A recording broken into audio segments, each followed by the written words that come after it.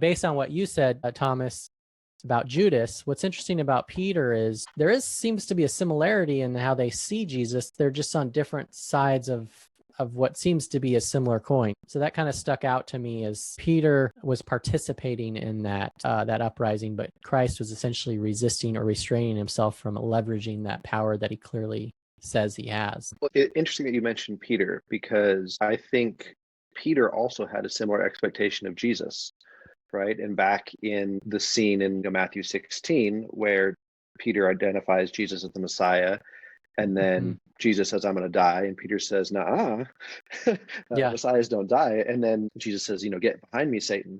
What I think is fascinating, I think you're right. There's a close parallel between Judas and Peter, where Peter takes his frustration and his concern directly to Jesus, right? And rebukes Jesus. And we sort of laugh at his haughtiness. Ha, ha, ha, how dare you rebuke Jesus, right?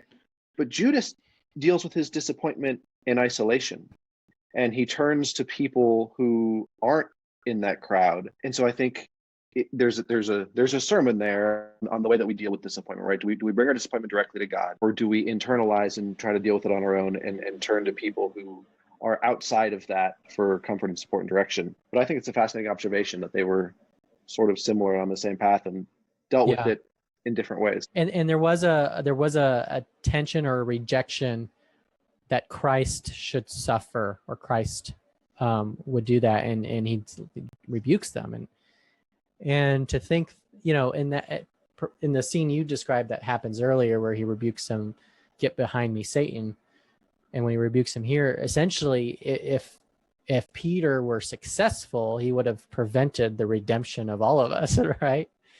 And that's a pretty big deal. So what's interesting about that is just how little we know what's happening on the grand scale, and how much we think we know to be able to assert things to drive towards a result that we have no idea how it plays into the larger story of our life, or the people we're intervening for, or our community, or our society, or the world, right?